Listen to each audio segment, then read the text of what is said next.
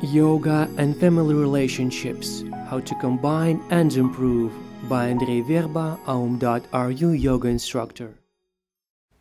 So, yogi in family relationships, how to combine and improve. If you remember yesterday's lecture that we looked at, then respectively, on the grounds of the ancient scriptures, we can draw such a conclusion that, paradoxical as it may seem, but people are positioned on different stages of evolution. This is unfortunately a reality. People, depending on the maturity of their souls, will be interested in totally different things. Respectively, if a person, to put it mildly, hasn't accumulated a proper experience yet, he'll be jumping from one thing to the other. He'll be entering into some relations, then entering into another, and as a matter of principle, many do not rest on that. But there are people who choose a certain stability, and respectively, for them, one relationship can be sufficient for a lifetime. Some strive for one form of life, others strive for another.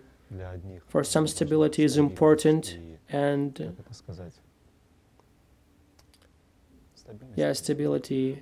others, on the contrary, need quick changes of relations. Everything has to change. That's a fact, and as a matter of principle, life speaks about it itself. So we will have to again speak about those four castes, or varnas, which we discussed yesterday. Why is it important? Because, as paradoxical as it may seem, the people's attitude towards life may be different. And respectively, if a person lives as a Vaishya, then good. He, as a matter of principle, doesn't have to change anything. On the other hand, if a person is a leader by nature, he is constantly improving something in the world around him. Hope he improves himself too. Then, respectively, the relations which are around him will be also changing quite often, and this is absolutely normal. So, back to the castes. So, in the first place, as we considered yesterday, there are Shudras or Smrds.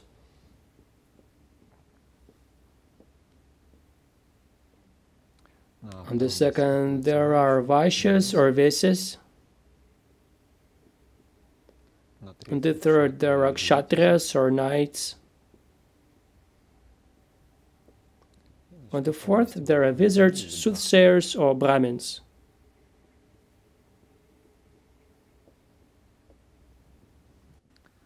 So if you are going to go forward consciously, you need to understand on what stage of evolution you are now, what category you can refer to, and what means do you need in order to do that.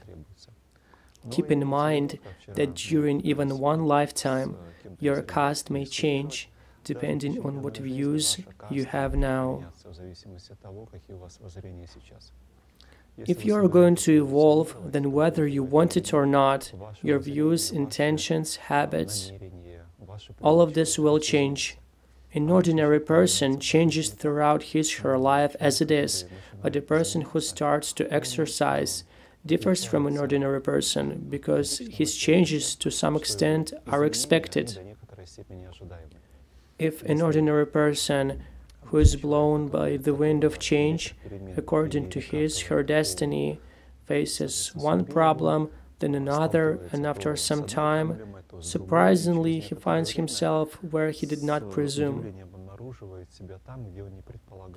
Practitioner has it all absolutely differently. Practitioners have to presume beforehand where they might be and respectively prepare for it. We are in the same situation. It's difficult for us to be with this kind of friends. But we are not selfish, and we try to maintain friendly relations, thinking that maybe the person will change his mind. Oh, stop. Let's not interrupt each other. You say, I haven't talked with the girl, and you're already with your friends. Well, let's talk with the girl, and then return to the friends, step by step. We have enough time today. And how would you like it to be? You should know that even if you didn't practice yoga, you still would have everything changing around you. Do you accept that this is possible? Yes, I'm just a person who, well, have a man emotions. Well, if the bad energy is gone, then he already feels better, right? Oh, yes.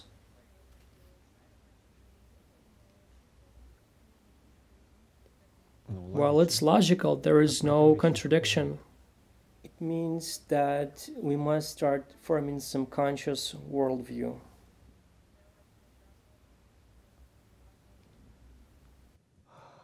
I told you as it is, and now we're going to talk about theory. That is, what are the odds? This is how people ask. I can't say about your odds. That depends on what karmic connection you have with this person. That is, how much previous lives you had and in what hypostasis. Unfortunately, in Kali-Yuga, in a time in which we live, according to the scriptures, most of your relatives, friends, and loved ones are the people with whom you have negative karmic relationship. It's paradoxical, but it's in the scriptures, it's not even my point of view. My observation only suggests that there is a certain logic in this. I will explain, I'll even draw so it would be more understandable. There are 4 yugas, the so-called 4 development periods of the universe.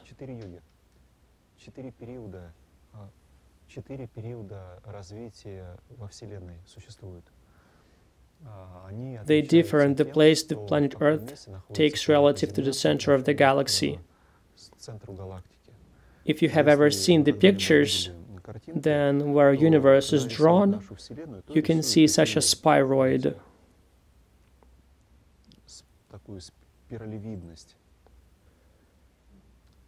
Do you understand what I'm talking about? That is such a spiral, which is to a certain extent revolves. Like a trajectory? It's a star gathering. No, and it looks like this. If you take a look, type in photos of the universe on the internet, for example, and look at different images. Sooner or later you will find a photo that will differ. These are thin lines that I've drawn. In reality, the sleeves are much broader, but nevertheless, they are spheroid. The bottom line is that all this moving around the axis, but nevertheless, it is in such an ellipse. And our planet is in one of these sleeves that is quite far from the center of the galaxy. And so, when this sleeve turns and approximately is positioned in this place, then here there is a small distance, and here a big distance. And there is such a theory that when we are at the maximum distance from the center of the galaxy, these are the hardest times, which, how should I put this? If, for example, split this in half, then here, respectively, would be the dark side of our lives, here would be the bright. And when our solar system and our planet is close to the center of the galaxy, it's thought that there is more energy of mindfulness, wisdom, and light, and therefore the times are more mellow. After all, scriptures describe, it's not a make-believe, not a fairy tale, how approximately 250 million years ago there were people living here on this planet. If the ruler was righteous, in particular, there is description of the way Rama lived, the way he ruled, and of the fragrance of the earth during his times. There was full harmony with nature. There were no disasters. Think about that. During the day, the weather was always good. Rain occurred only during the night, meaning it rained when people were sleeping. So it was like a person woke up, new day, new life. They were never sick. Such concept as infant mortality did not even exist. It was nonsense that if a baby that had been born on the planet to gain experience died, that was an absurdity. All right, I won't advertise the good times to you. We are now, to put it mildly, in a completely different era. This is the reverse side of the happiness that you have experienced in past lives. Kali-Yuga is necessary to compensate for your lives. When you've lived very well, as they say, all is good, all is great, you've experienced joy. Some of you were rulers, some did other things. Actually, all of you were rulers and did other things, because it's believed that a person starts to practice yoga only when in his past lives he acquired maximum experience possible, so now he's sick of it all. That's why he starts digging slightly in himself. The person who has avidity to learn himself, to change the world for the better, that person learns, changes, and in general tries, even in these conditions of the spiritual night, to somehow evolve. Look, what I'm trying to say here is when you, during the good times, had karma to appear with your relatives, families, and etc., you lived in a situation when everything was good. Good relatives, everything's fine, so everything was good. Can you assume that? Imagine that all your dreams you have, all these dreams are realized in one form or another. But after all, there is no such thing in nature or space that everything is always good. There has to be a period when, to put it mildly, there are difficulties, or to put it in a more modern way, a mess. That's why, and this is absolutely just, you must have another life in the age of Kali-Yuga, when there is much more mess than you would like. And that's normal that you're born here, and in the age of Kali-Yuga your relatives not always act as you like. On the other hand, from their point of view, you're acting somehow strange, refusing from eating meat. That's crazy. No more sausage to poison yourselves. For them, you're also causing lots of troubles. Do you really think it's easy for your relatives? Really? They're probably ashamed of even telling on the phone that their daughter or son, granddaughter, brother, father of the son-in-law became a vegetarian. Can you imagine that? Ashamed of telling. What? Many even threw out their TV. Can you imagine that? Sectarians. They go through lots of suffering because of you. It's just like a nightmare. They are telling you, don't you have any conscience? Why take a seat, have a drink as a normal person? Yeah, and you're saying, no, dry law. Well, why am I saying all this? On the one hand, it's all loves, but on the other, you're really creating problems for each other. They don't want to live like you, and you cannot live like them. This is classic Kali-Yuga, so according to the scriptures, it's considered to be a special period where souls reincarnate, say, in a family of mother and son, but a number of lifetimes ago, they were terrible enemies when they hated each other. They need to reborn, to put it mildly, become friends now. What? Yes, compensation, indeed. There is such a thing that if you have some kind of an enemy, and there are people experiencing hatred towards a person, then it's like a deposit for the future. You will be forced to be born and live closely, no matter what the situation will be. But nevertheless, you will be forced to. So, Kali-Yuga, from what our discussion has started, is a necessary form of imperfect life. However hard you may try to improve yourself, however hard you may try to change yourself, to hope that everything will be idealistic, well, is naive. Just naive because of the times we live in. You cannot, no matter how much you change yourself in a certain country, do such a thing that this region would have only good weather. Won't work. Why? Because all your intentions are certainly wonderful and great, but there is still the reality of other people who are close to you. And it's the views of these people that will condition how you see the world in front of you, how you experience it. And the world, unfortunately, is conditioned by the power of thought, and very, very much. And that's a fact. Have I answered your question? Of course, aspiring is necessary, but guaranteeing that you will be able to settle with this exact person, I would not do that. Moreover, if you are an adult and you see what you had there, 10 years, for example, you had a certain beloved, for example, I assure you that in 19% of the cases, that's not the person you're interested now. Now, 10 years after, you have probably another beloved.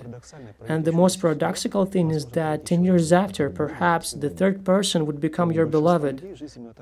So that's the usual case for the most people. So no matter how much you would change yourself for the sake of this beloved, you may change yourself, but you will have happiness with another person, perhaps. Have I saddened you? Okay. Yes, hold on. Concerning friends, right? Oh, it's the same. Friends, they're good. Don't need to abandon them? Well, of course you don't, and why? You are absolutely right, reasoning as a yogi. If you have capability or you accept to tolerate a person and his strangeness within reasonable limits, then no problem. Maintain relationships. Moreover, keep in mind that if you have a close person as a friend, brother, sister, etc., you already have a karmic relationship with this person. Even if you will separate in this life, sometime later, in some other life, you will be together again. Once again, you will be building relationships. This is absolutely normal. So even if you had a quarrel with someone, it's only for a while. 2-3 lives after, you'll meet again. No problems at all. Sometimes you want to say, let's deal with this now, because we understand that the problem is there, and then, well, please deal with it. For this, yoga practice is necessary, so you would understand when to do something and when not to. If you will feel the space around you subtler, you'll be able to, as they say, intuitively understand should you say something or not. Well, you can agree that in some cases, some words you'll say, but those words will be the poison for the person, meaning they will irritate him. He will remember you for life as an unfeeling person. In different situations, the same words you said to the person, he will take them calmly. Recently, I've encountered a situation when there are two people. Basically, I'm speaking with two people. So I asked, why don't you speak to Masha?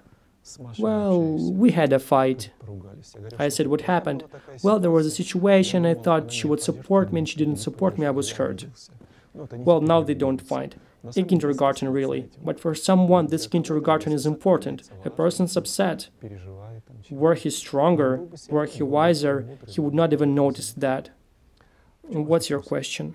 Do I understand correctly that compatibility and the rest is due to the level of evolution based on costs or varnas, as you said?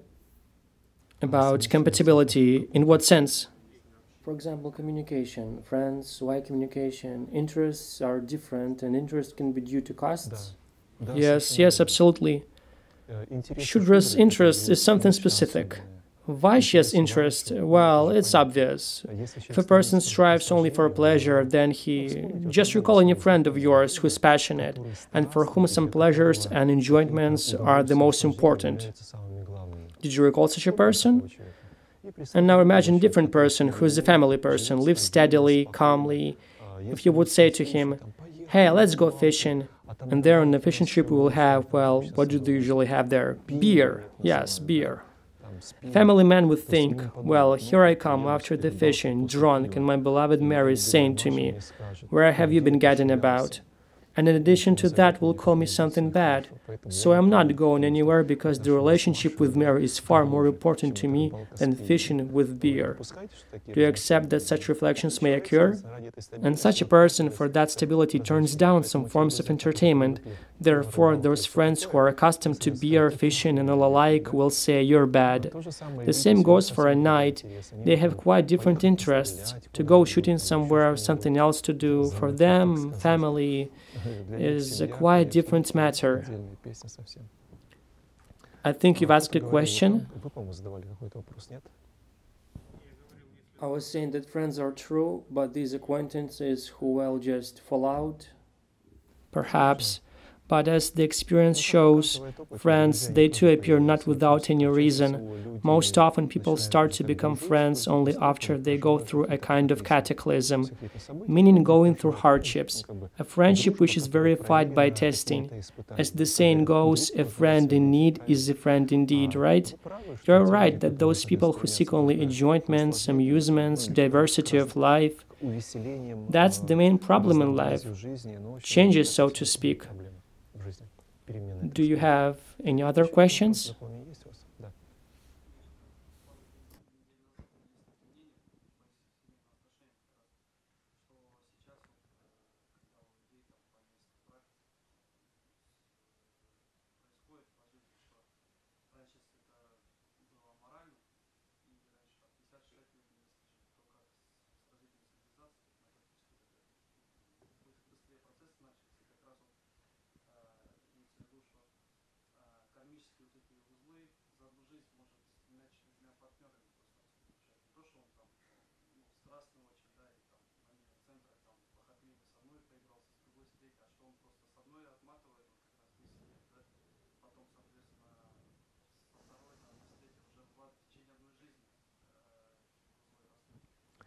Well, maybe that is so, but on the other hand, now society is becoming more lewd, spoiled, and degraded.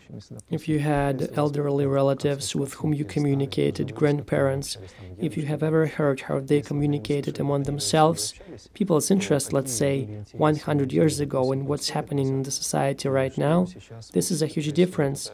Or let's say now people compare today's education to education that was in so-called pre-revolutionary Russia. Do you know what math problems children were solving? Do you have any idea? Well, internet has it.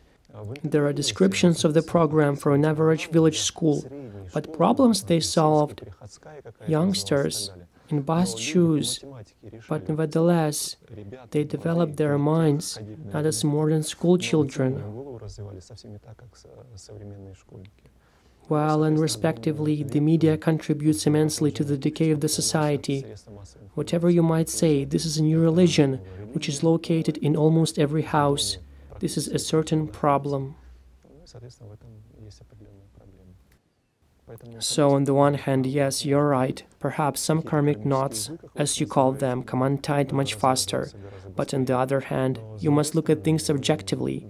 People often make some choices, which then they refuse, not thanks to the reason, meaning a person initially makes a choice because he believes fully in the uprightness, correctness of his choice, and decides to enter a certain relationship. After some time, that person makes sure he was wrong, meaning he made a mistake and now he's trying to fix it. Still, we're discussing a situation when people can think rationally. But what you said were feelings, and feelings are usually prevail over a person so that the person does not think about anything, but just does things. Influenced by feelings, the person commits certain acts, which, to put it mildly, sometimes can be very strange.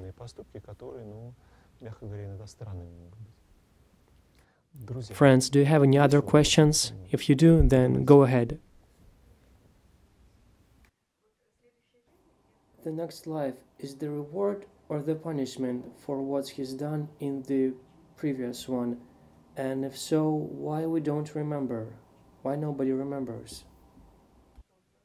Well, why does no one remember? But they do remember. Yeah, we do. Well, our website om.ru has a special section called Reincarnation. If possible, look it up.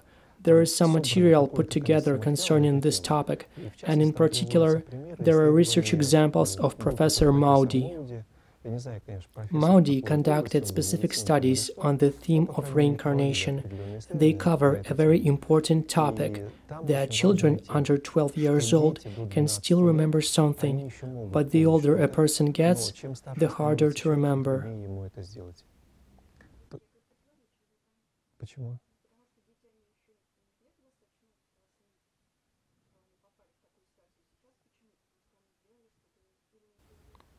Well, hold on.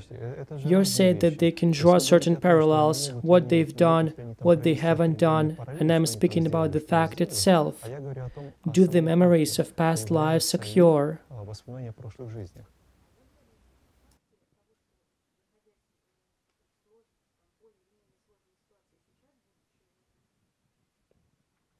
There is an answer. Yes. Well, on the one hand, yes, it's important, but it's important to who? Well, the problem is that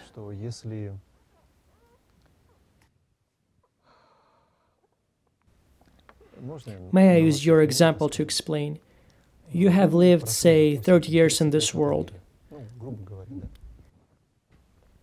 You, when you were born in this world, were named a certain name. The society around you has formed your personality completely. From your past life, you could only bring certain preferences, or, on the contrary, rejections. Some things you liked intuitively, and some things, on the contrary, pushed you away. But the fact of the matter is that your personality has nothing to do with your soul. That is, roughly speaking, for your soul, you are a software error. It's not just about you, but about any human being. Why such a statement exists? Because according to the scriptures, there is a certain center or a certain point in the center of you. Someone says it's located in the heart. This point is just the same observer, which accumulates experience. Depending on what kind of experience this Jivatma is interested in, it almost by its own choice gets into certain situations and makes its own choice. Agree that you for sure have come across such situations when you wisely understood that you must not do this thing, but you did. You understood that it would be bad, but you did it anyway. The mind understood it all, but he couldn't help it. Did you notice such a thing? What does it mean? It means that there are certain forces which are even within the person, but they are much more powerful in relation to the person's choice than the person's mind. If such Jivatma lives a number of lives, it becomes overgrown with the so-called soul. But it's only when a person gets used to certain moral actions. So the soul as such is formed when a person overcomes the moral limitations. And some people have no soul, that's a fact, because they can't, they are not accustomed to, they do not have any moral behavior. On the contrary, they do immoral deeds and accumulate quite a different karma, to put it mildly. If there is a soul, each new life you form at the very surface. Besides, the self can in 10 years have certain preferences, a certain personality. In 20 years, it's different, 30, 40, and so forth, meaning this personality is constantly changing. So why I asked you a certain question and why it takes this long to explain? To the past lives which were yours and that you theoretically could remember, you have no relation. It's not your past life. These are the past lives of the soul in Jivatma. It's them who lived, and you, roughly speaking, are an alternating substance, which is right now. You've asked a question. It would be nice if you knew all this, remembered, and drew conclusions. Yes, on the one hand, it's good, but on the other hand, try to understand that you, roughly speaking, got in jail being where you don't like and you would like to change something. And you would change it if you had a specific understanding of how to do it. But the thing is that if your sentence is controlled by specific authorities, for them it's important that you would serve your sentence fully. And if you will understand in the middle of the path that you are doing something wrong, you just won't serve your sentence in your life. A very good example, because you feel bad in jail, and when a person feels bad in jail, he understands why he has gotten there in the first place. And apparently he did something wrong, and yes, apparently there are authorities which make him sit there. And I'm saying that now the situation is that someone cannot understand why. It's not important. Most do not understand. I'm just trying to say that this external observer, who you are as a person, individual, has nothing to do with for what the person's suffering. That's why he cannot make ends meet. Moreover, there are authorities who are interested in that person would not make ends meet. That is why they don't remember. Using this jail example, I was trying to explain to you that if you were able, roughly speaking, to change your destiny on the grounds of a certain realizations, you would automatically destroy numbers of processes which you are destined to go through. They are already made for you, for your education. Well, self-comprehension is necessary, not just... Yes, but the thing is that you see this from your perspective, your position, but you have to bring a certain amount of joy or sorrow to other people. You're completely built in a particular system, which is called life. And even if you will change yourself and you pull yourself out, then according to the plan, roughly speaking, you have to make a certain number of mistakes, for example. From these mistakes, other people will suffer. There's, roughly speaking, a written plan, and what we are discussing and you're saying to realize and change and all be better, I agree with you, it will be better.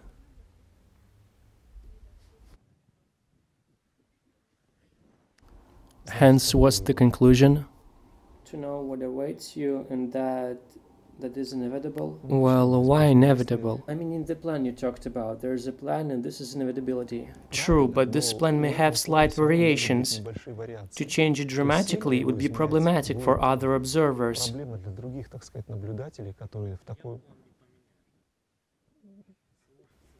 To adjust a little would be acceptable, and there is such a way out. People, through regression, through a regressive hypnosis, try to dig in themselves to search for the reasons why they have such a situation.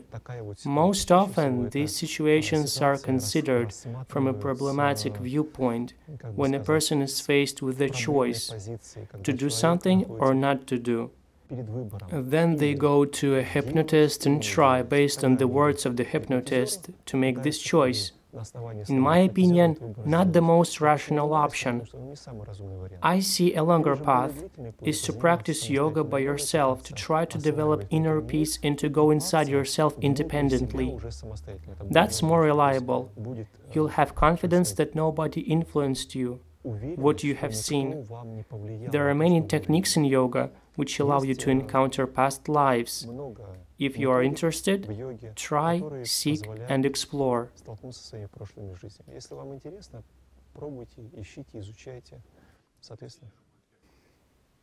Huh? Yes. What's your question? Can you explain where in this simplified diagram is Jivatma, soul, and consciousness? Where are they? And a brief description. This is a very simplified situation, and I'm speaking bookishly. It's a good comparison to the Russian matryoshka, where there's one in the other, lots and lots of little ones. It's believed that the smallest is your physical body. Everything else are energy structures, of which you consist. And this system, Jivatma, soul, consciousness, is when a 7-part matryoshka is shown by means of 3 parts. Spirit and other shells are in this interval. It's very simplified so that you could understand the basics.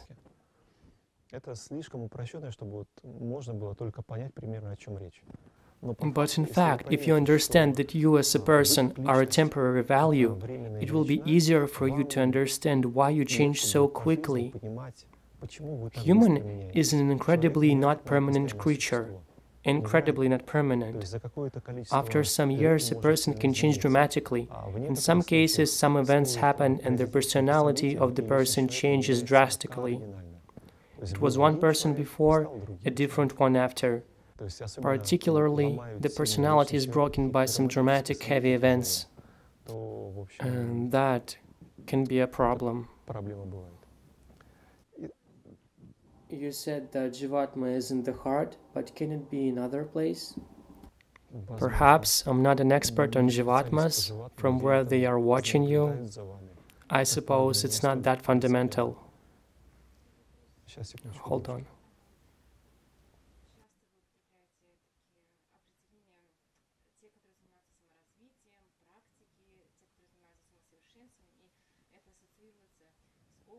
You say often those who develop themselves, practice, those who are engaged in learning. It's associated with the yoga mat, retreat, mantras, books, and thus from this group people are excluded like our grandparents. For a granny, a mat is a rug.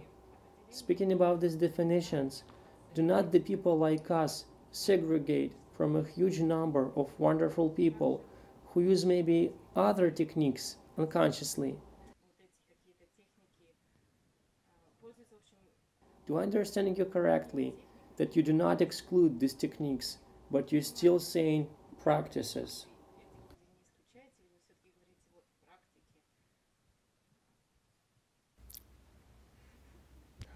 Okay.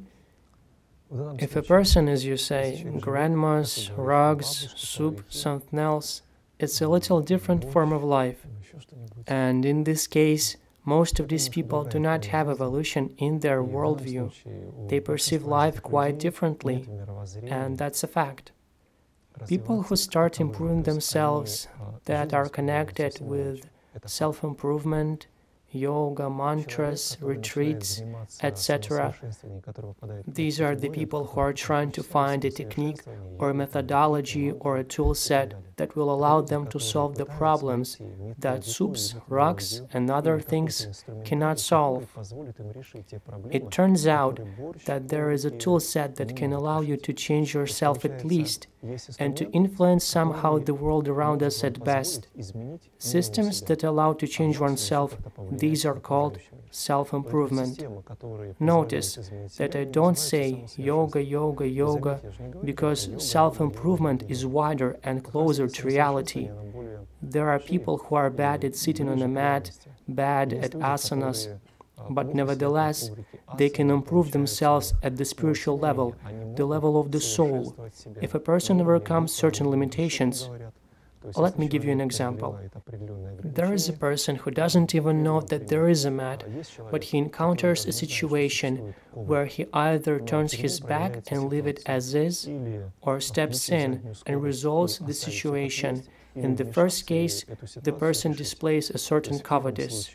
In the second case, there is a certain courage. What do you think? Is it self-development?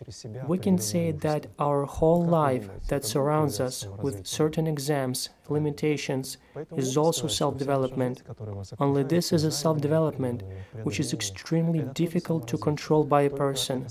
It's something spontaneous. The time has come, it's here, the person either passes the exam or not. Self-improvement system is a tool that you can use for self-development or not, living like everybody else. Have I answered your question?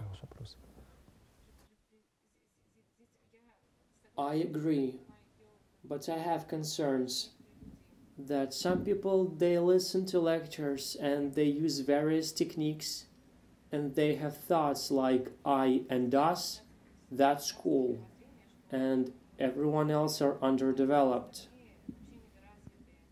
Fanaticism. And I would like to have that clarified, because I believe that people who live in accordance with the conscience, they are not underdeveloped.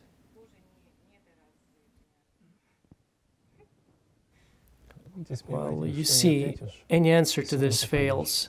It's not possible to answer this question. See, we're talking about some narrow, specialized practices known as self-development. That's one thing. People who use some other tool set before using it, they should conduct a specific analysis to what result they will come to. There are people who live spontaneously. You mentioned religion. And see, that's perfect, if only there were a result from this life. If only they change not for the worse, but for the better. And theoretically, it's possible. Yoga differs from the religion in that there is a different tool set both in terms of the impact of energy on yourself and in terms of moral precepts. If you draw a parallel between the Yama and if we're talking about Christianity, what Jesus recommended to his followers, you will find very many parallels. The very same 10 commandments which he gave, compare them to Yama. Look for the parallels. 70% is almost one and the same. The only question is that if, for example, in Christianity there are precepts only about what not to do, as I heard, then in yoga there are precepts that recommend what you should do. That's the difference. Otherwise, there are many similarities. Moreover, on our website, in Christianity section, there is reading material. Particularly, if you're Christian, if you're interested, search for the book of Nikolai Natovich called The Lost Years of Jesus, which he wrote in 1905. Read it. It's very intriguing. This book speaks about the years of Jesus Christ that are not described in the Bible. During these years, he was engaging in self-knowledge, self-development, and self-improvement. He was traveling to different countries. And that's one of the viewpoints. Why do Orthodox Christians deny this? It's possible, so there is no problem as such. And you can say that yogis somehow distinguish themselves, that they are special, and others just cook dinner, wiping their feet on the mat. Perhaps. But such fanaticism does happen, and it's not bad. This is a completely normal process. When a person becomes a fanatic for some time, beats his chest, pride appears within. And why do I speak so calmly about this? Because for some, pride is an absolutely normal phase that you have to go through. Why? Because pride is a person's self-defense mechanism from vile qualities once he had. So once upon a time there was a person. He had some primitive qualities, and he was constantly losing to those qualities, for example. Can you assume that? Anger, for example. Because I know that depending on what level the energy is in the person's body, the person can lose only because that there is not enough energy. As soon as the person gains energy, it will manifest as pride, and being on the pride level, he will no longer, out of his pride, perform these primitive things. Can you assume that? If he will continue to practice, even if out of pride, no matter, after 2 or 3 years he will understand this. Yes, I'm proud. Neighbors and yoga friends will suggest this many times. He will realize everything and calmly detach himself from that pride. Most importantly, he stopped burning his life in a primitive way. Therefore, one cannot say that some people are more primitive or more developed. All are at different stages of development. Just like in school, you come to the school and see a 10th grader who has already passed all the classes. So you might think, he's a good person, I can talk with him, and this is a first grader. He doesn't know a lot of things, but it's also pointless to look down on him. I hope I answered your question. So let's talk about costs, how self-development or self-improvement can be used in a family environment.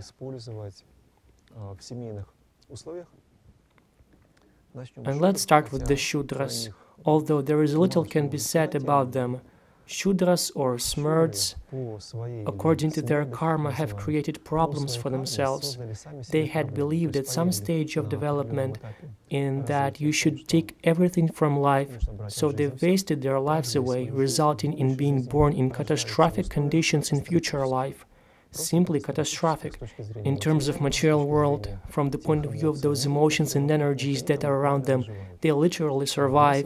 There is an Indian film called Slumdog Millionaire, where, well, it's very instructive. And we, being in Russia, in better conditions, cannot even imagine the conditions in which people can live. The vast majority of people who come to India for the first time and see how people live there, they become shocked. They cannot imagine that this is possible. But it is possible. They live so that, well, Slumdog Millionaire can show you the conditions under which people can reincarnate. You cannot even imagine them. Why do you recommend to see it? Because those who live in grand style and don't think about the future, there is a possibility that they will reincarnate so that they really won't like it. This is the main problem. All that's left is to try living properly now. so that there would be no worse than what you have in this life, and that's the norm of life. Shudras reincarnate having a certain baggage of licentious life over their shoulders, meaning the person or the soul that at one time helped other souls in degrading itself appeared under the ice rink of degradation. It had to degrade. Imagine a person's being born who has no material support and survives as he can. What's left for him to do? How should he develop? His family is at the same level. He's recommended only one thing: to endure and to serve. Because if you could not control yourself in a previous life, then try to endure in this life, to endure as much as possible, and his life will be such an attempt to accumulate at least some amount of piety for the future lives. Did I explain clearly? Everybody understood? Well, from what I say, you shouldn't lose time relationship between how a person lived and that this leads him to the problems he's experiencing now. If he wants to evolve rather than to degrade further, he will have to endure and endeavor. And it's very difficult because a person who depends on those passions, when his passions gnaw him constantly, how can he endure? His passions have big plans for him, and they are trying to con the energy out of him by any means possible. However, even at the level of the Shudra, if a person will live, endure, and perform his prescribed duties, he will evolve, and for him it will be a system of self-development, because he will cultivate in himself this quality of patience. Although it would seem they will not engage in yoga, will not lay the yoga mat, but nevertheless, at the expense of service to the community, they will gradually evolve. With Vaishya, everything's a lot more interesting, because with Vaishya, artisans or businessmen, everything is very simple. Any artisan or businessman has a certain amount of passions, which he is obliged to systematically satisfy. At the same time, he has a certain material wealth that more or less allows him to live. Respectively, it turns out that life consists of two parts: the passions that he has to satisfy and the opportunities that he can accumulate for the future life. It's all interconnected. Why it's interconnected? Because the number of person's passions directly determines his future life. If you think that satisfying passions will help you to evolve and grow, I assure you, there are no such examples in history. All people who have left behind some good, who are remembered only because they endured austerity and put effort into their activities. Those people who mildly slept, ate deliciously, drank a lot, cracked jokes, after them there is only garbage and emotions that this person experienced. And unfortunately, these selfish people bring a large number of problems to society in which they reside, and accordingly to the entire planet, because the planet suffers most from egoists. Do you accept that this is possible? And while speaking in more casual terms, Vaishya differ from Shudras because a Shudra doesn't even have an opportunity.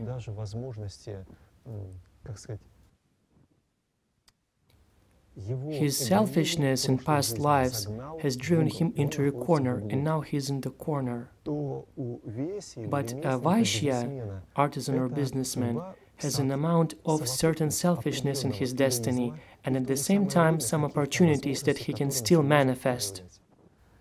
If there will be a little more selfishness, if he lets selfishness absorb him, he will degrade. Recall your friends who put effort, endure, and grow. And this is a classic example of Vaishya that develop. On the other hand, you can certainly find among your friends those that are fully exposed to their passions, and unlikely they will evolve, their life will not become better. It won't be better, because they're in passions, passions, and passions. The more he will drink, the worse his life will get. The more he will engage in foolishness, the worse his life will get. This is all interconnected.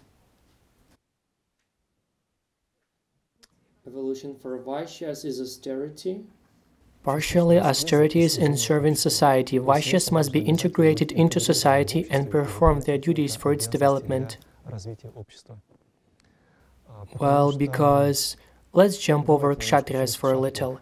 Imagine that a person believes in a conception that he has to practice yoga only and do nothing else.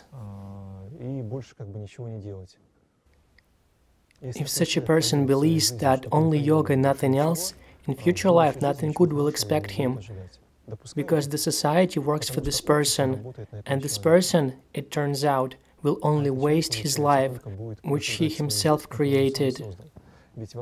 Well, because maybe it's not obvious to you. He'll have to repay his debts. Always, if a person believes that yogis are so special, who practice only yoga and all's good, he might degrade to the Shudra level in future life. Why? Because the whole society serves him. For example, he lives in a tenement house, a plumber, Uncle John takes care of hot and cold water supply and pipes. Someone from Vaishya has built big stations which boil this water, which is pumped over so that this person could use it. Someone takes care of electricity. Immigrants are working in the stores so he could have all those things. Did you all imagine this picture clearly? And now imagine that someone just uses it in this life. This may occur because of two reasons. First one, this person has already done all this. Built stations, was a plumber, he prepared a certain basis so that he could live this star life. And that would be the best option, if he went through it all, and in this life he might go into the next level, that he would detach himself from Vaishya category, meaning becoming Brahmin in future life. But that's only if he develops such qualities.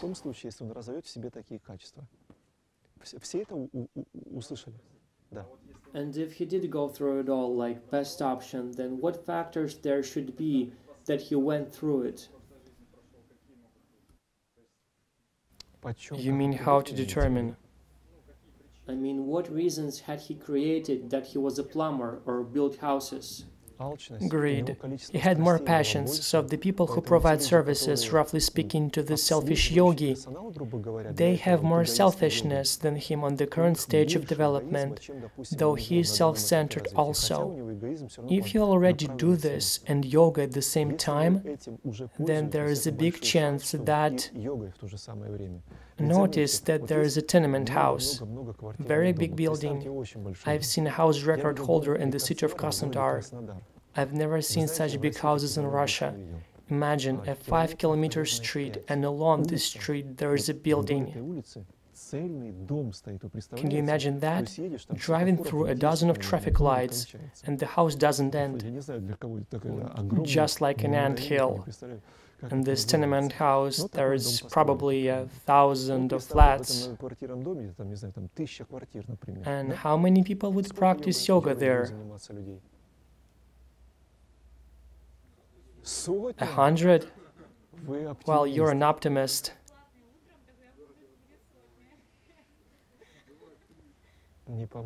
No, it won't help. For 1,000 of flats. It's likely 0.00%, small percentage. Let's say some piece of a yogi lives there as a sparrow on the roof. A very small percentage. So if we consider a certain life of a yogi who are being serviced by personnel, imagine how many consumers who don't even think about that they're wasting their lives away. Most are in full confidence that this is normal. There are people who are in full confidence that God gave them animals so they could kill them and eat them, and all's good. So the problem of a yogi who lives in this tenement house and practice It's a very, very small problem comparing to those people who cannot even suspect what awaits them in future. Going back, we were discussing that the person has accumulated potential, lives in this life, practices and accumulates gratitudes, so that he could go this path in future life. And that is absolutely possible. Alright, hold on. Here's a very important moment. If I'll be able to explain it to you, you'll understand everything.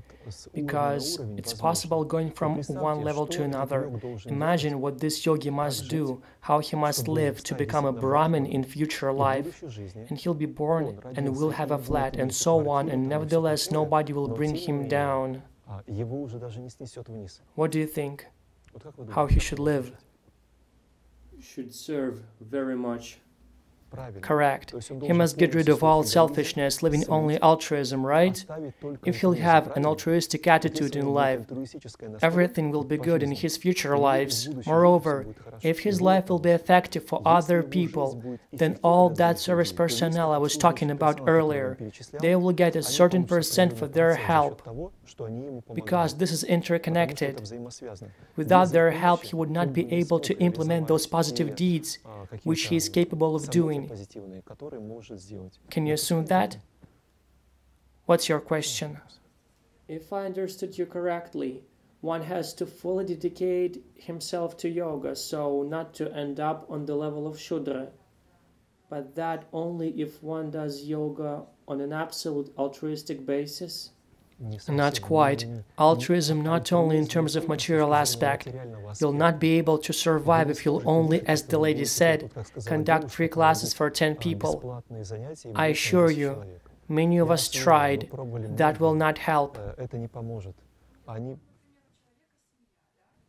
For example, a person has a family. All are adequate. All welcome him practicing yoga. They are wealthy enough to make this person be fully devoted to yoga. And he practices, he has such an opportunity, desire, and he wants to do it throughout his life, without being distracted by social life. Meaning, so he would not degrade, but upgrade in future life. In this life he has to practice not only for his own development, but to convert his energy for the sake of the others.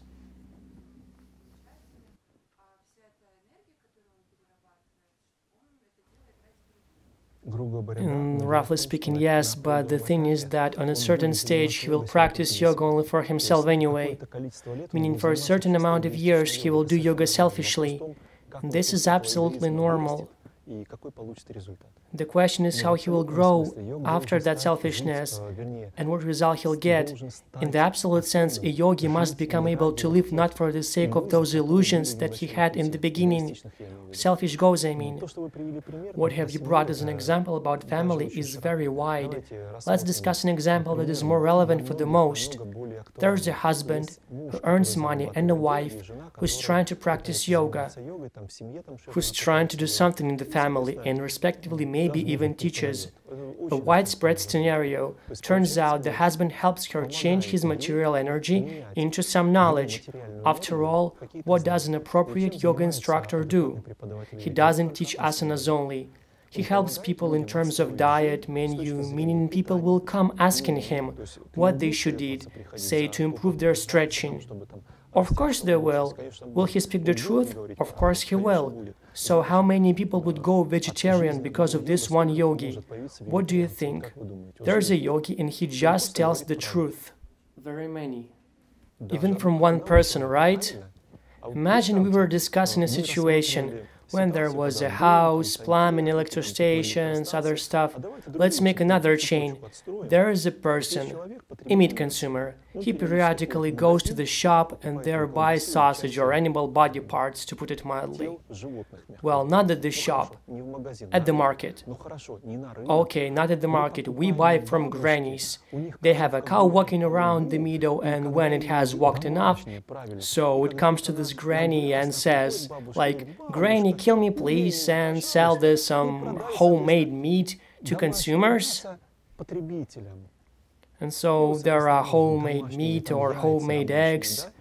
Actually, it's one and the same, a corpse in any way. What do you think the chain is? Animals born, it lives, and well, if you buy the supermarket, I assure you that supermarket products are only from concentration camps. I mean meat products. Well, the bottom line is that any form of meat you buy at the store, it's what was before it became meat suffered so much you cannot even imagine. And people live year by year consuming this meat. What karma do they create for themselves? What do you think? How many times animals have to be born in order to feed other bodies in these cages? By cages I mean houses. People don't think about that at all. So believe me, if you break down social life by means of the law of karma, you'll be very much terrified by what laws people live here. For the most people, there is no law of karma. You know, one time I read in the scriptures, in one book, a very harsh statement. It's attributed to Shiva. It says that the denial of the law of karma is the worst spiritual disease there can be. So you may not know the road regulations. If you'll have an accident, it's not a problem. You'll just pay compensation and that's it. You may not know the penal code. You can take a false step. The relatives will help you out to live on. But the denial of the law of karma is very heavy. Nobody will ever save you from that. Rather, they will save, of course, but only if there will be people whom you helped a lot. Then they can pull you from the law of karma for a little. Well, what am I speaking about? Oh, what did I mean? Not that the law of karma will perish, but that the law of karma may come to you in different doses. Each of you has karma to die in this life. Your physical body, it will die. Do you all understand that? It'll just happen after 50 years. 50 years more you'll live. But nevertheless, there's karma. It hangs over you. Can you assume that? Nevertheless, for some, it'll manifest earlier. People die every day. And respectively, how this karma will manifest depends on what immunity you have in relation to karma. There is such a notion, immunity, not only in terms of physiology, but in terms of what karma will come to you. You may get sick, and you may not get sick. You may have 104 degrees temperature, you'll be just lying. And you may have 98 degrees and you'll be doing your duties. Karma is the same, but nevertheless the majority denies the law of karma only because they were not at the right time, not at the right place, and they were taught in schools not the things they needed to be taught. But that's their karma. Here you cannot speak about some kind of injustice, like they piously believe that the sausage is good, that animals don't suffer, like that the animals themselves come to granny and put themselves near so they would be killed. And such illusions exist, unfortunately. Alright, friends, we discussed Vaishyas, and because they're more selfish, they cannot abandon their passions, meaning their passions are important for them. They determine these passions as a kin service, kin duty, saying our kin bequeathed us to, and to go towards that. I'm not arguing that someone bequeathed to do something, no problem, it's just the question is how adequate the person will do it. For Vaishya, a very important phase in his life is education. If a Vaishya starts to realize the kin or family plan too early, he will suffer very much. He has to get a certain education in terms of energy. That's not my point of view, that's the scripture's point of view. Vaishya who is going to live in a society law-abidingly well, he must get a certain moral education in a teacher's gurukula. That was a requirement during more righteous times. Now, of course, there's no such a thing. Now everything is very different. From childhood, a person is taught how to count, how to write, and respectively how to implement certain functions in a society. He's not taught moral guidelines. Why are there certain hard precepts for Vaishya? Because Vaishyas are sick with selfishness, and selfishness is a problem for society, understand? Because the one who is more selfish, well, he respectively takes all for himself and under himself. Concerning this topic, there is a rather curious film. It's called The Secret. Not recommend in any way, but if you didn't watch it, getting to know it in an educational aspect would be curious. This movie's primary motivation is that if you want to get everything from life, you need to believe in it and dream about it every day. And they directly examine the technology, how to dream, how to attract money. There's a lot of talk about money. Why am I smiling? Because people who recommend this don't understand that on that meadow where they gather to extract money, other people do exist. And if there is one special person who's trying to get everything for himself, what's going to be left for others? And how much will they agree with the way of things this person creates for himself? This is extremely dangerous. Alright, go next. Knights. A knight becomes a knight if he is a sincere fighter for justice. He cannot pass by any injustice, any imperfection. He is trying to improve, he is trying to intervene.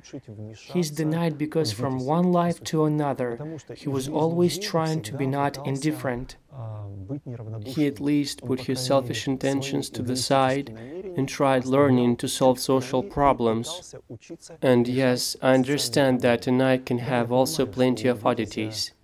They are very proud, and their pride is just that float, which prevents them from diving into selfish passions. But, nevertheless, they try to do something positive in life. Respectively, this is a man who most often knows how to live his own way. While they are more self-disciplined than Vaishyas, but they also have certain oddities. For Kshatriyas or knights, it is very important to get training, meaning for many years they engage in self-development or somehow put efforts towards their progression. If Vaishyas are lazy, Kshatriyas will grow and develop. This is their main difference. He has more will, even due to his pride, and he will put more effort to his development. Either on the mat or doesn't matter, but at least there will be evolution.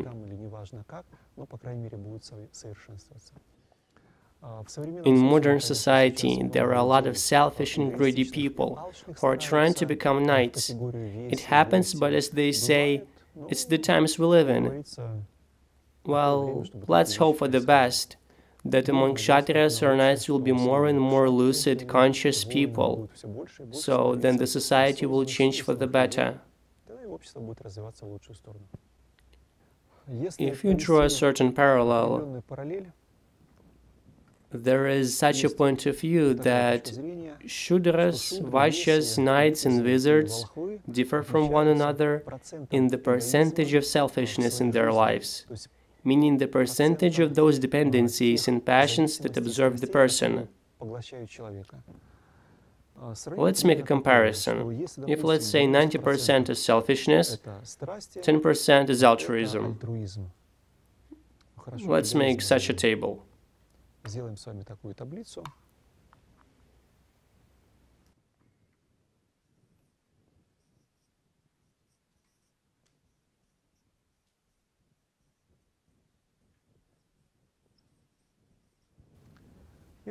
Okay, let's see at the table.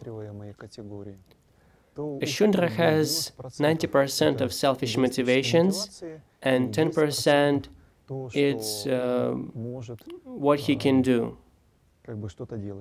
A Vaishya has much less, say 70% to 30. A knight has probably 50 to 50. And this is absolutely approximate. Of course, this is no statistics. These are figures that determine why people fall into some bad situations. A wizard should have, one should aspire to this by the way, 70% of altruism, 30% are those selfish things that they need to survive in the society. This selfishness-altruism correlation completely determines the gradual human reincarnation. Naturally, they do not go from one level to another in one lifetime. We cannot expect that the Shudra suddenly becomes an altruist and suddenly reincarnates almost at the level of brahmin. Such things do not happen.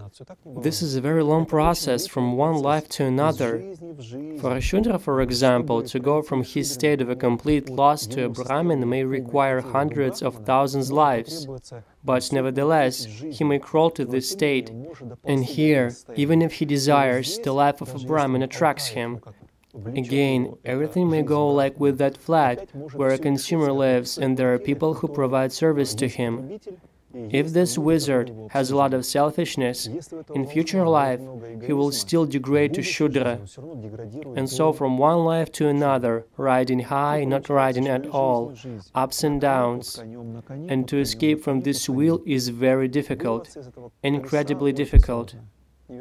Unfortunately, those who are standing out are selfish Brahmins of modern India, who use tourists and everything around them to get any material benefit for them to live.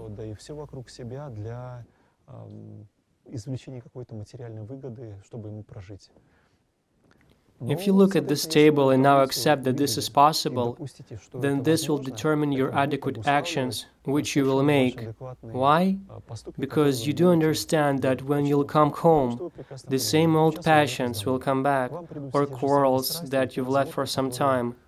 Yes, maybe the last 5 days you are trying to change your energy, and yes, maybe you will have to deal with those problems, but because of the energy you have accumulated now, you might overcome them for some time. And the only question is, how will you overcome them? How unselfishly will it be? And will they come back again? And so in order for them to not come back again, I mean problems, become an altruist, if it's possible. It's a little strange, but it's probably the only way to survive.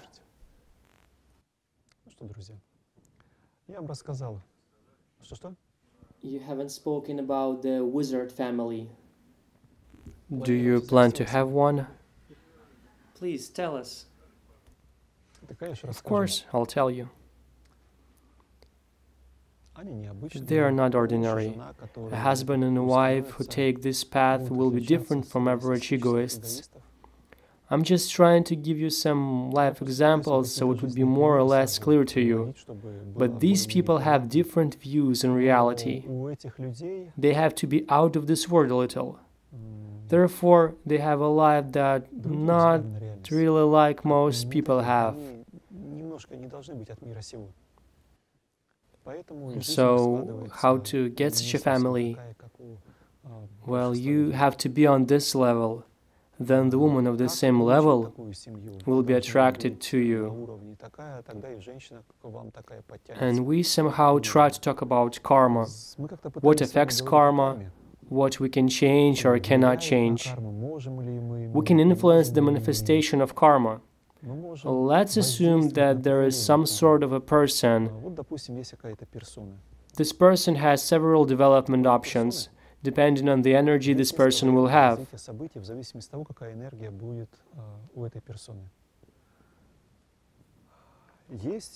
Well, there are like 2 scenarios. Right. I don't know to raise this table, it's so important. What? Oh, it doesn't matter. Right, there's the person. And we have 2 scenarios. In one case, he will have some blue events. In another, some green events. They will be different. Here, on the one hand, there is no choice, of course, but only versions of the events that are conditioned to some degree. If, for example, we use these blue and green colors to draw a family, which we are trying to speak about, in this case, the man's qualities determine what woman will be nearby him. And here we are talking only about family. As a result, there will be different children in both cases.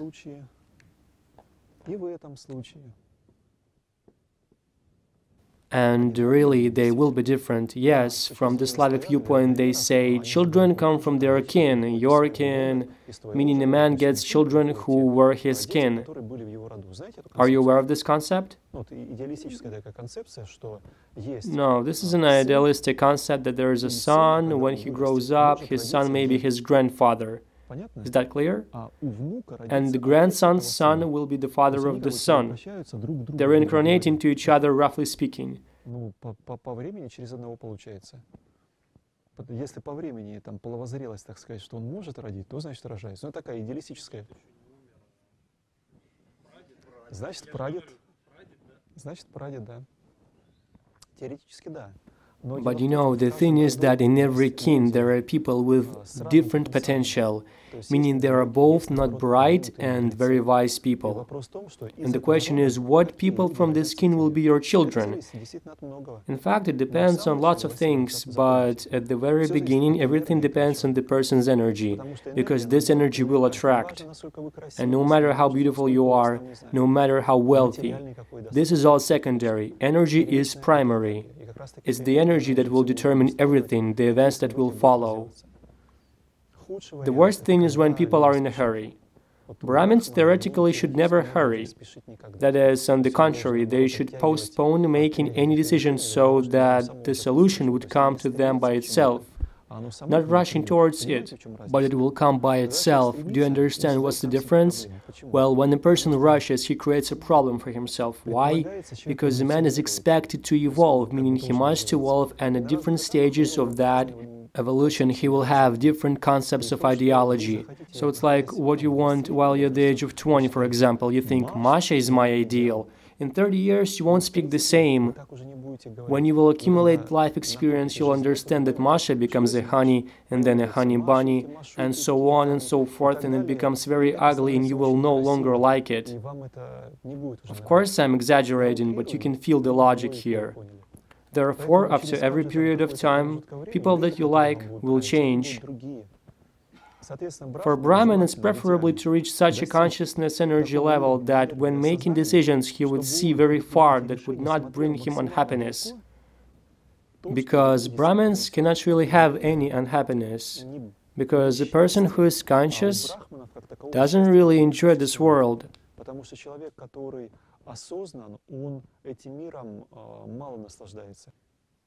Similarly, certain karmic events that you're looking forward to, you are not always able to understand them.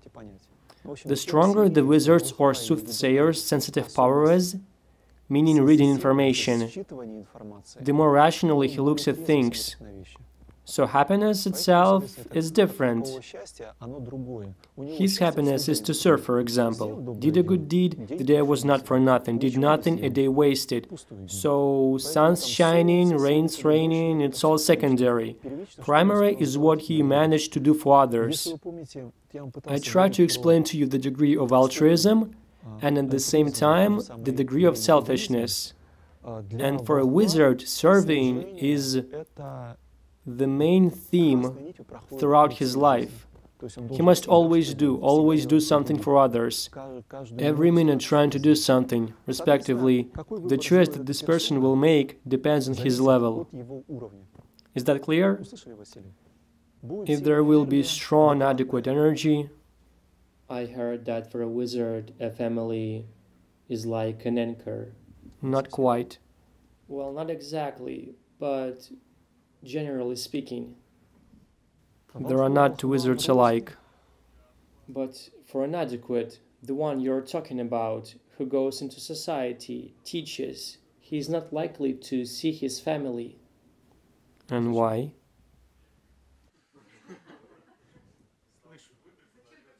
Well, why a family then?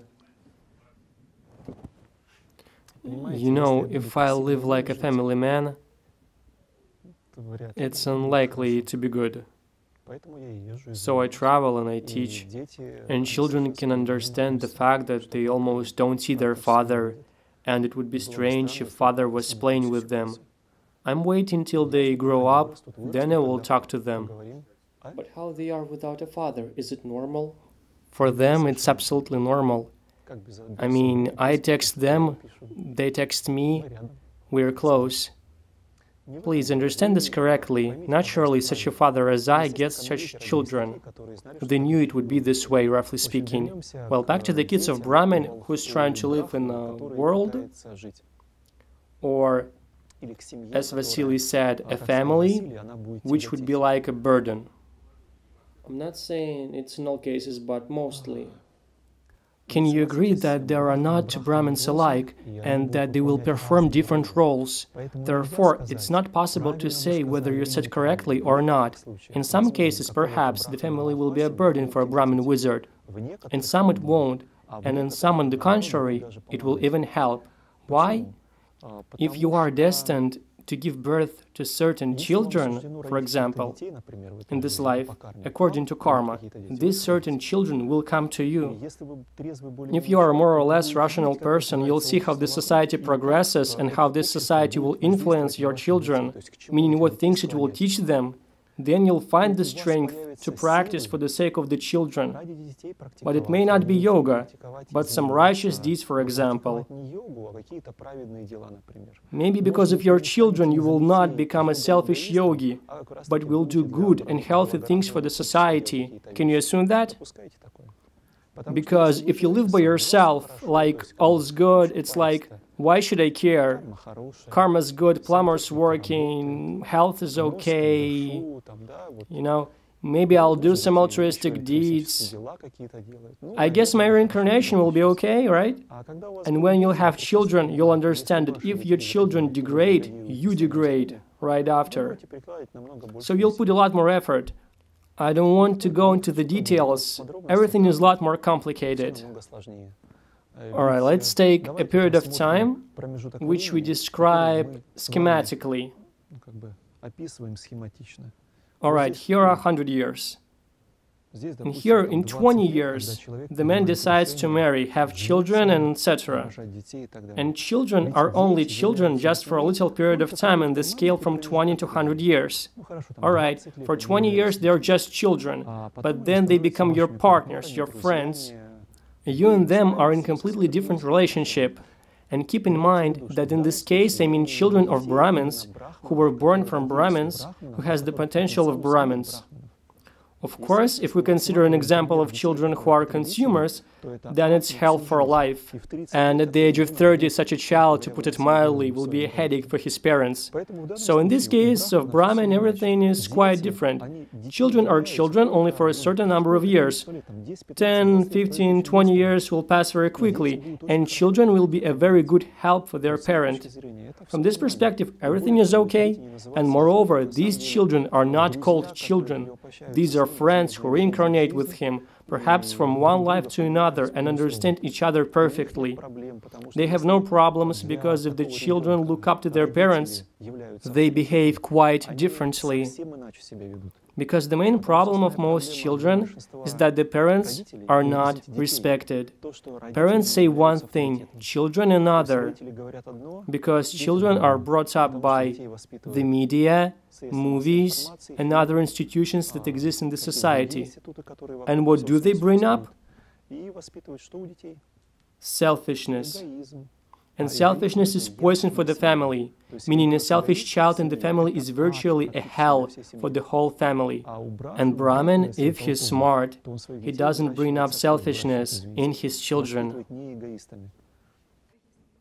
And if a woman is on the path of development over several years with one partner, and then there is a change, haven't I understood properly?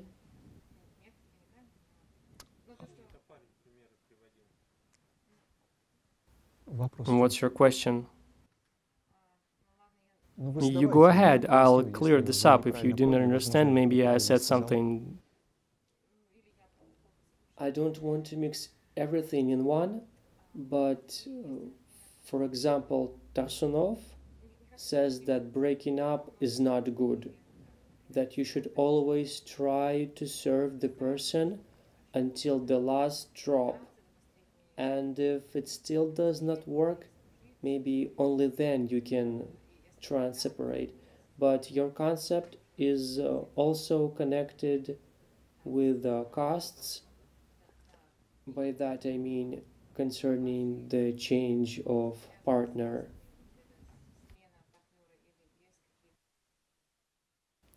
It has nothing to do with castes, because castes and partner changes, that's two different things. It's like soup and apples. Soup is an already cooked product, but apples still need to grow. And caste is one thing, but whether your partner will reach your caste is quite another thing. Usually it takes a lot of time for a brahmin to educate his wife. First, he must break off nonsense from selfishness.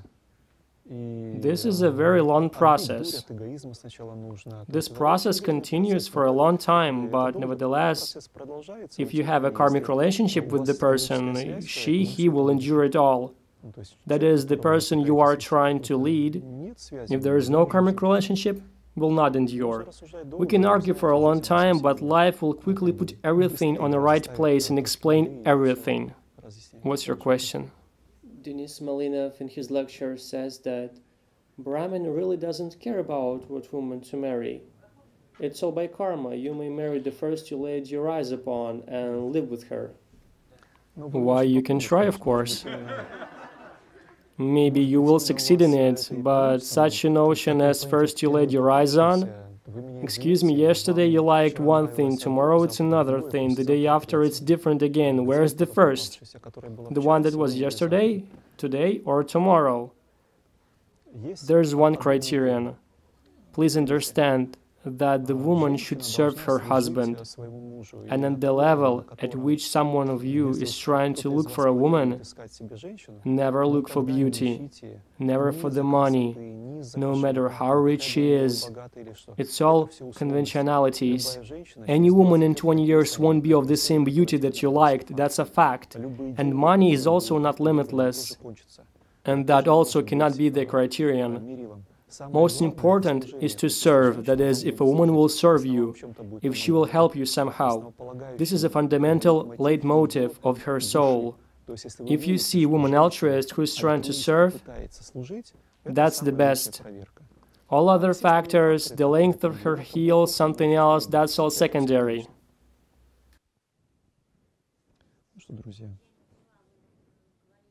You said that if a woman teaches yoga, her husband sponsors her, and she lives on his money, then it turns out that with her practice she works off for both of them? Either earns or works off, it's not known. Either she was such a husband or she will be such a husband, it's not important. What's important is how she lives, on what she will spend her time, her energy. The husband, he helps in this case because he would help anyway. If she hadn't taught yoga, he would have helped anyway because she's doing something at home. The only question is how high and adequate this woman's life efficiency as a teacher is. On the one hand, she can benefit too many. On the other hand, you're right. If the money is earned not the righteous way, it will be very difficult. I can give you an example. One lady told me such a story. Well, her father is a policeman, and she is still a young girl, 20 years old or something like that, still lives with her family, but the one who earns money is the father policeman. Is that clear?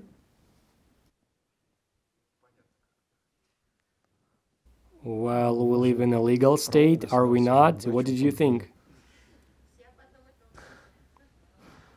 Well, I thought about different thing. Well, here's the bottom line. She told me that her practice begins when he's on duty. When he comes, she cannot do anything. She becomes all stiff. And she is his daughter naturally. So he was on duty, and there are not the best conditions in which he works. I mean, this is a very stressful job, it's very hard. Just imagine those people who always cry when people die, people shoot and other things. So, I cannot say that they have a sweet life, but a very bitter one. But nonetheless, she said that when he comes from service, she cannot practice, and she lives on his money. So what's the solution? To change the situation or to live at your own expense? Совершенно верно. Да, построй-ка поселение сначала, потом живи, там, чё, мелочь какая, да? There's also one important moment. A yoga teacher can quite fully provide for himself, but not during the first year. During the first year, some support is needed. We are talking about some assets he saved, or the second option, there is a family that supports him. There are many examples when a male-female yoga instructor in the final outcome earns more than the person who provided with the financial support. I'm talking about an ordinary person who lives without much thinking. The difference between the ordinary person who lives on the average wage of 50,000 rubles in Moscow, right? No? Less? All right, 40, 50. Who? A security guard? I don't really think that there are many security guards who practice yoga. That would be office workers, something like that, or staff. Well, I'm trying to explain that Vaishyas, Knights, Shudras, they live and don't even know in what direction their lives are headed, meaning which social service system works to ensure their life in this apartment. So much karma gets accumulated, and so fast, that their lives in principle begin to change for the worse. Teachers have a diametrically opposite situation. Yes, they experience difficulties in the beginning, and surviving is much harder. However, they do not accumulate the karma that will only worsen the situation and life. And this is a very important point, although perhaps you do not now understand it in full scale. If we consider an average man who works somewhere in some company earning some money, whether he likes it or not, he will have to be involved in some karmic processes. And business gives money if there is some not good karma being involved in. And it's always like this. The more money you get, the more karmic debt will be. Can you assume that? And there is no such thing, it's all fairy tales like, lots of money and lots of goodness. Though yogis may have that theoretically, but not during the first 10 years, when he can hold a seminar, for example, and live for a few months on the money from that seminar. This is possible, but not during the first years. The first years are hard for everybody. So it turns out that the only way out is to become a yoga teacher? I always say this. But there is a good kind of business. Really? Like food store. Really? But why not? There are 4 divine professions, like priests, doctors, and teachers, and... Alright, friends. I'll have to hold you for a little longer, because I cannot just go and pass by this theme. Let's discuss this good food, just for a little. Good food sale. Yeah, you got that right. Well, how should I start? Alright, service providing system. Well, when you satisfy someone's passion. When there is a person's passion, and you're trying to satisfy that passion. Well, no matter what it is, for some it's sausage, for some raw lunch, and so on, but it's satisfying human passions. And that's incredibly dangerous. But you will only realize this danger when you'll become yoga teachers yourselves. Do you know how many teachers cry when they cannot control their Manipura chakra? They understand everything, but just cannot stop eating. That's a fact. Why? Because in past lives they had a health food shop. Don't laugh. That's all interconnected. A lady that cooks for her husband. Do you know what will happen to them in future? She cooks deliciously and the husband eats and says, "Oh, thank you, I'm full." I understand that this doesn't add up to these, as you say, divine actions, but we are talking about yoga now. to satisfy another person's passion is dangerous for your future, because you are given the energy from a certain chakra. If you don't have enough qualification for recycling that energy, the passions will enslave you. I can quote one of my yogi friends who said something like this: I'm crying and eating at the same time, and this is the reality, and this is a top-level teacher who still suffers from some kind of karma of a little lofty shop with food. Understand me correctly. I'm by no means telling you that all your work activities are bad. I don't know what you're doing for life, but you've just mentioned a good activity. For example, a doctor, a teacher, you know, even a priest. Understand, here you said that only a teacher's life is the correct life. Try to be in my shoes. I am a teacher myself, and I say to you, friends, only a yoga teacher can be adequate. From a business perspective, just look at what I'm doing. I'm making competition for myself. Have you ever seen a business like this? Like you go into the shop and network marketing? They sell something together. These are different things. In network marketing, more gets the one who initiated the sale. We have a diametrically opposite situation. This is tantamount to the shop. Like, I'm a baker, I bake bread and say, why have you come here to buy my bread? Are you weird? Take flour, water, here's the recipe, go ahead and cook. Can you imagine such a baker? And we are doing the same thing right here. We say to you, why you're coming to us for practice? Go ahead and teach, this is the only way. So it turns out I'm preparing my competitors, but after all, there must be a catch. What am I doing this for, right? There should be a catch. What's the catch? What do you think? Who's yours that you will accumulate? It turns out there are some people you will be teaching them, they will give you their gratitude and will be sitting on the curb, but we also want gratitude for ourselves, right? This is classical egoist thinking. Egoists will never teach yoga, hence why am I doing this? What do you think? But what about the catch? What's the catch?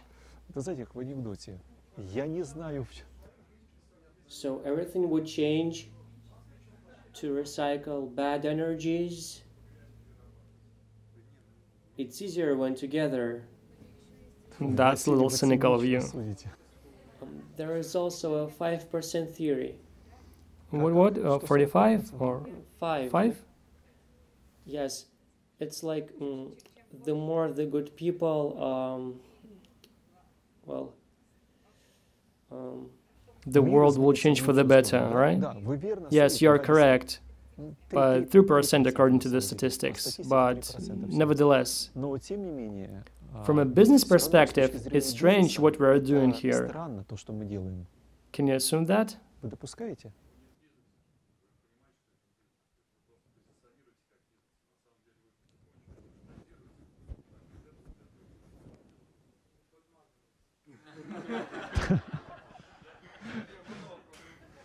Yes. In Eastern practice, there is an opinion that yoga should be taught not by anyone. Iyengar himself was frightened with so many teachers he brought up and that were inadequate. Even his uncle didn't allow him to practice yoga until the age of 40. No, not true. Iyengar, no, absolutely not true. His uncle, Krishnamacharya, founder of, roughly speaking, modern Iyengar and modern Ashtanga Vinyasa yoga, he didn't let him practice yoga because he didn't believe that his nephew would survive. He was ill with tuberculosis and was very weak. Just let him die a natural death, such was his uncle. But a year later he allowed him, and after 3 years Iyengar himself started teaching. That is, 3 years after he began learning, he taught at girls' school in Delhi, drove bike there and taught. But you know, that point of view which you expressed really exists, but it wasn't Iyengar's. That point of view is to teach not all, but only those who are successful. It's like He practiced, and became such a practitioner. And now I teach and you listen to me. Just kidding, The bottom line is that this viewpoint is spread by teachers who genuinely... they genuinely, based on their distinction, see, alright, there's Petrov, a half-wit, who makes people sit in Padmasana at the first lesson. People injure their knees, so they judge objectively. And in their own way, they're right. But if you will consider in terms of the law of karma and in principle, I know many examples that will prove what I will tell you now. According to the law of karma, even if each one of you will teach, you'll teach only those people who are karmically connected with you. Roughly speaking, you have a certain karmic connection with the people on this planet. Only from you these people can hear certain things, like about vegetarianism or about something else. Even if my videos will be everywhere on the internet, these people, according to their karma, will not be able to even hear about them. For certain reasons, only you can give them knowledge, and each one of you has approximately the same situation. So in this case, it's not business at all. Really, this is a process of changing the world around you. The more sensible and healthy teachers, the better the world. That's a fact. Why? Because the teacher will no longer practice for himself. Do you understand what I'm talking about? If you practice yoga, sometimes you practice, sometimes you don't practice, sometimes feeling lazy, sometimes you are not lazy, well, all is by chance. But the teacher has more responsibility not for himself, not for his yoga, but for the people he teaches. That's why he finds strength to make an effort while another just takes a step back. This is to some extent is very important for the development. But if a teacher is at the level of Vaishya, will he not acquire bad karma teaching yoga? Because already being with all kinds of vices. All people are Vaishyas. Who come to the teacher's course, all are Vaishyas. Moreover, some percent of them are Shudras. I feel absolutely calm about that. There are people who come to teach because of ambitions, and I feel absolutely calm about that too. No problems at all. Really doesn't matter who a person is at this stage of development. Moreover, there are yoga schools where they check your stretching, the asanas you can do. If you do this asana, you pass. Alright. Cannot do it, you won't be taught. Go away, go prepare at home, and so on. All of this is nonsense. Why? Because your level of stretching or something else has actually no value. Because if you study, you will learn it gradually. There are people who constitutionally have such physiology that they will never do some asanas. Do you understand what I'm talking about? Well, you have hip joints, right? Physiologically, joints of some people are such that they will never do such asanas like Samakanasana. Never. It's not possible because their joints cannot go out of their joint cavities due to karma. So what? Because of this he cannot teach? This is nonsense. Well, he won't do this Samakanasana, and so what? Someone will suffer from it? No one. What's important is the knowledge the person has and his past lives. For me personally, these are the most important things, because it's incredibly interesting to observe how a person showing the light of knowledge that he's never even read about in his life. Understand my point? They start to tell what comes to them at the level of intuition or thought. This is the most interesting. Because many things you won't be able to find in books, but you can hear them from a person who pulls this knowledge from his inner world. That's the subject of past lives, right? Almost we have gradually moved to that. But what should I do if at this stage I don't want to be a yoga teacher? What's my option? Practice, engage in self-development. I mean, you don't have to be engaged with a large audience. You can just take one person and help him practice. This is also teaching. Well, roughly speaking, this trick well, does exist. Understand, why do you want to get some things? Because a certain knowledge is formed within you, and you've walked a long way to this, and it is like a train that moves on a certain tracks. Naturally, you can't just take another direction. Such things do not happen. And naturally, you must implement the goals that you, your parents set, and so on. Teaching may be for you, on the one hand, a hobby. Most importantly, please understand that the teacher behaves far more responsibly concerning his practice. Understood? Well, if you have... he behaves far more responsibly concerning many events and things because he cannot afford himself to do many things. Is that clear? Respectively, in this case, teaching is considered as a form of practice itself. If you want to develop, then start teaching. Your development will go much faster, that's a fact. You will start to live no longer for yourself, but for the others. Well, imagine you begin to teach 5 of your friends. If one person changes his life for the better, you'll really see that he practiced and he began to improve. You'll obviously see that you'll have a pair of wings growing. All you need is to see one such person and you'll understand that your life isn't for nothing. You don't just consume and go shopping, but you see people who were influenced by you for the better.